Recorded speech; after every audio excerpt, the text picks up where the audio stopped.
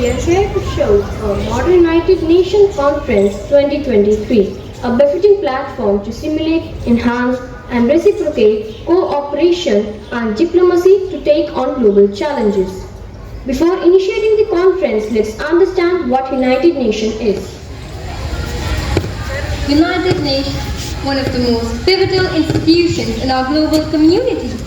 It is a beacon of hope, a forum where nations come together to deliberate, cooperate, and find solutions to the challenges that confront the world.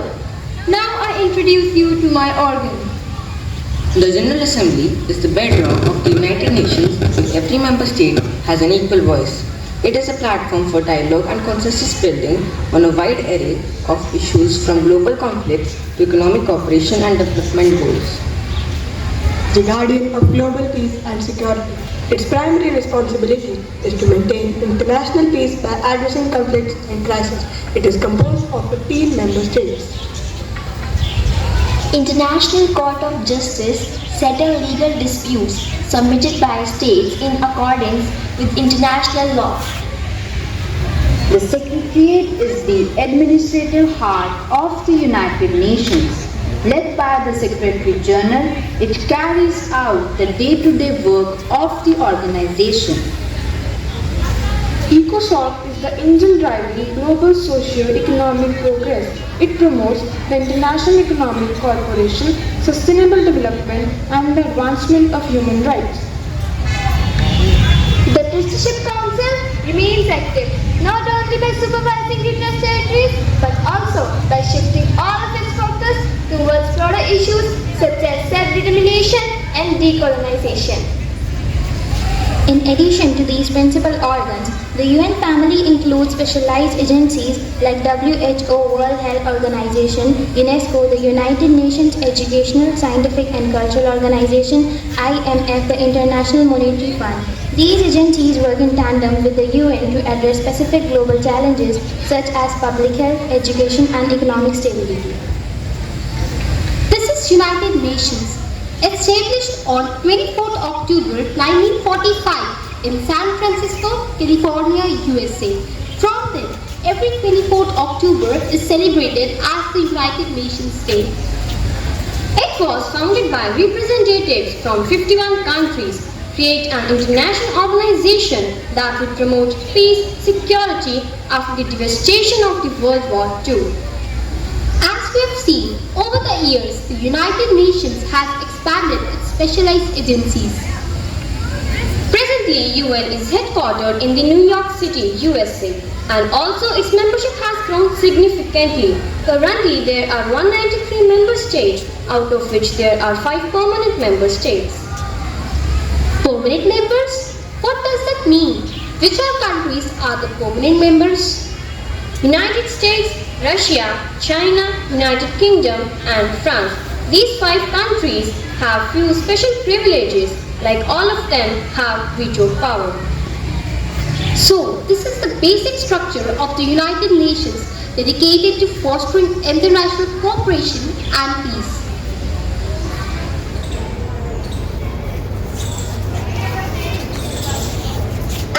Embark on this journey together, it is imperative that we remember the essence of United Nations itself, an organization born out of ashes of global conflict. In this collective endeavor, let us reform our commitment to the principles of diplomacy, cooperation and mutual understanding. With that, we officially declare the Modern United Nations Conference open. Ladies and gentlemen, distinguished delegates, honored guests, it is both an honor and a privilege to stand before you today as the chair for the esteemed session of the United Nations. Our presence here represents a commitment to dialogue, collaboration, and collective problem solving on the most pressing issues of our time. Before starting the session of the United Nations, I would like to have a roll call. Delegates will raise their placards and give confirmation for their presence. United Kingdom, United States of America, France, India, Ukraine, Brazil, Slovakia, People's Republic of China, Ireland, Republic of Korea. The theme for today's meeting is rebuilding trust and reigniting global solidarity to achieve sustainable development goals towards peace. To start with, on behalf of the General Assembly, I have the honor to welcome His Excellency President of Ireland and to invite him to address the Assembly. Mr. President, Excellencies, as we stand here today, halfway to a deadline of 2030, there is no hiding the fact that we are not where we would wish to be. Our efforts have been pushed off track by global pandemic, by conflict including Russia's brutal war on Ukraine, by food and energy crisis, and by increasing pace and intensity of extreme weather events. We have lost time, but I, for one, have not lost hope. There are trends that can be reversed, problems that can be solved, and the tragedies that can be averted. As the political declaration states, the 2030 Agenda and the Sustainable Development Goals represent our best hope for the humanity and the planet. Mr. President, Ireland is a small country, but we have always dared to think big. The challenge of achieving the Sustainable Development Goals is undoubtedly big, but with efforts and persistence, we can and we will succeed. Thank you. I wish to thank the President of Ireland for the statement. I now give the floor to His Excellency, Minister for Foreign Affairs, India. Mr. President, Excellencies, distinguished member of the General Assembly, Namaste from Bharat. Let me begin in the 78th session of Rebuilding Trust and Reigniting Global Solidarity. This is an occasion to take the stock of our achievements and challenges even while sharing our aspirations and goals.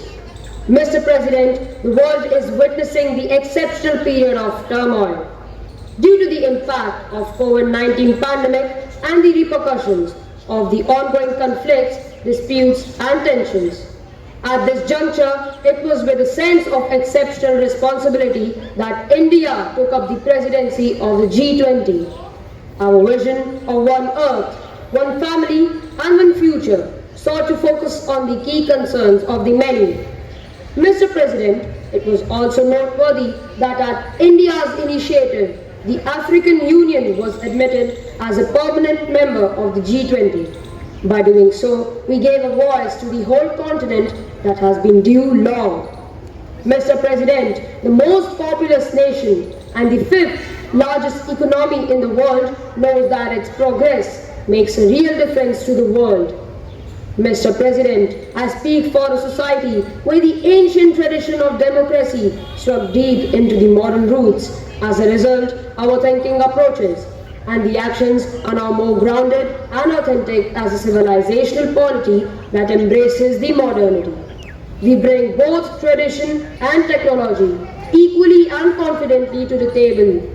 It is the fusion that today defines us, India, that is Bharat. Thank you. I thank the Minister of External Affairs of India. I now give the floor to Her Excellency, Minister of Foreign Affairs of France. President of the General Assembly, distinguished heads of state and government, ladies and gentlemen, it is an honor for me to speak on behalf of France. This is a new era, an era in which all of us understand that while defending our own interests, we must abide by common principles. We overcame centuries of conflicts through cooperation and trust. France defends the simple principles of equality between states, respectfully territorial integrity and their sovereignty. France also defends the principle of food security. France stands with those who are threatened by hunger. Our food aid benefits 67 countries, including Nigeria and Sudan. France continues to work tirelessly to protect the lungs of our planet. In June 2025, conference. Ladies and gentlemen, France, in line with its traditions, will be present so that we can come together in the United Nations to address global challenges and threats to international peace and security. Thank you. I thank Her Excellency for the statement just made. I have the honor to welcome Her Excellency, Vice President of the United Kingdom. Mr. President, Excellencies, as you meet here this evening, millions of people in Morocco and Libya continue to struggle with the aftermath of devastating earthquake and catastrophic flood. Let me extend the sympathy of British people to all those who has lost loved ones. Nations have gathered here to address the biggest challenges we face: climate change, sustainable development, COVID migration with millions crossing borders, and Russia's brutal invasion of Ukraine. These are the issues of the moment, but I want to focus on another challenge, a challenge that is already with us today and which is changing all our tomorrows. It's a challenge of artificial intelligence. Artificial intelligence, the biggest transformation the world has known. Our task as government is to understand it, grasp it, and seek it to govern it. Our future, our humanity's future, our entire planet's future depend upon the ability we do so. That is our challenge, and that is our opportunity to be truly United Nations. Thank you. I thank Her Excellency for the statement just made. I have the honor to welcome His Excellency, Vice President of People's Republic of China. Mr. President, colleagues, at present the international security situation is grim. Economic recovery lacks momentum and the gap in development is widening. Natural disasters and extreme weather patterns are increasing. The global order faces multiple challenges, facing profound changes in the world. China is the only country among the 5 permanent members of the Security Council that has pledged no first use of nuclear weapons. China will continue to pursue ecological conservation on a priority basis and will continue to actively respond to climate change. Mr. President, colleagues, China will work with all other peace-loving countries committed to development to deliver a brighter future for the world. Thank you. I thank His Excellency for the statement just made. Now I would like to invite the delegate of Ukraine to come and address the General Assembly. Mr. President, Excellencies, I welcome all who stand for common efforts and a promise. Being really united, we can guarantee fair peace for all nations. What's more, unity can prevent wars. Ladies and gentlemen, this hall saw many wars, but not as many active defenders against aggressions. We are ensuring food stability and are hoping that many of you will help us in these efforts. Many seats in this hall may become empty if Russia succeeds in its aggressions. We can see thousands of towns and villages in Ukraine wiped out by Russian artillery. My fellow leaders, weaponization must be restrained, war crimes must be punished, deported people must return home, and occupier must return to their own lands. We must be united to make it. That is all we want. Thank you. I thank His Excellency for the statement just made. I now give the floor to Her Excellency, the President of the United States of America. Good afternoon, Mr. Secretary General, fellow delegates, ladies and gentlemen. It is a great honor to be here to address the topic of sustainable development. There is a great recognition of the grinding poverty that so many experience every day around the world. Today, we get together and lift up the hope that is available to us through collective action. We commit ourselves to new sustainable development goals, including our goal of ending extreme poverty in our world. No doubt, it is a difficult task, great challenges ahead, but we understand this is something that we must commit to ourselves. I am here to say that In this work, the United States will continue to be a partner and pledge here that America would remain the single largest donor of development assistance. As a president, I will keep fighting for the education and having the healthcare and job that reduce the inequality around the world. Let's come together for holistic development. Then only there will be sustainable development. Thank you. I thank Her Excellency on behalf of the General Assembly. I now invite Her Excellency President of Slovakia to address the General Assembly. Dear President of the General Assembly, dear Secretary General, Excellencies, ladies and gentlemen, we hear many words spoken about the challenges we face, from the growing intensity of armed conflicts to devastating effects of climate changes. We debate the opportunities of emerging technologies that can transform our lives, but they can also trigger the destruction of our democratic way of life. Last year, we recorded more conflict-related deaths in the world than in any year since 1994. Russia's illegal full-scale invasion of Ukraine, Slovakia's direct neighbor, has greatly contributed to this rise. My fellow leaders, we need to wake up. We are not battling an external threat. This is not a meteor hitting on Earth. This is an existential crisis that we created and we alone must solve. Thank you. I thank the delegate of Slovakia for the statement just made.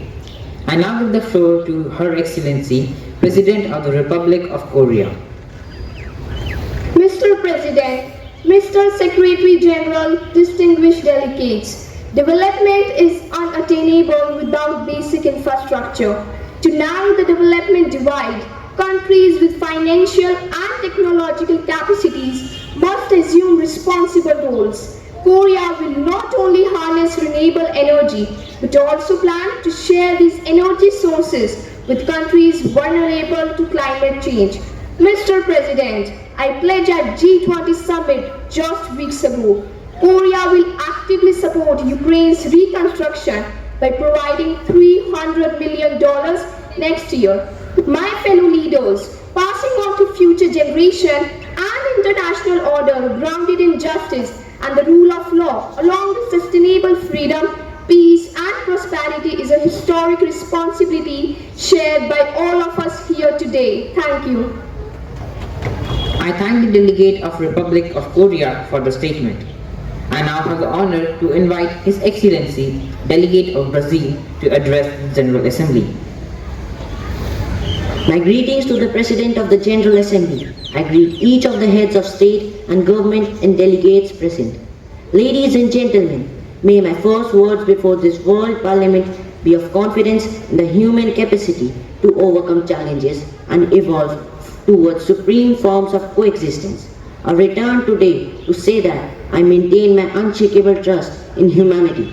Today, the climate crisis knocks on our doors, destroys our homes, kills and imposes losses and sufferings. The UN's most ambitious collective action is aimed at sustainable development. We launched the Brazil Zero Hunger Plan, which will bring together a series of initiatives to reduce poverty and food insecurity. There will be no sustainability or prosperity without peace. We shall continue to criticize any attempts to divide the world into zero zones of reviving the Cold Wars. We should act willingly in fighting inequality and effectively transforming the world around us. Thank you. I thank the delegate of Brazil for the statement. I have been inspired by so many of you today and in the past at other conferences. I am constantly delighted at the level of discussion and skills you show. I can only feel hope for the future. Everyone else, I hope you will, as I will, enjoy to continue learning through Model United Nations. Thank you.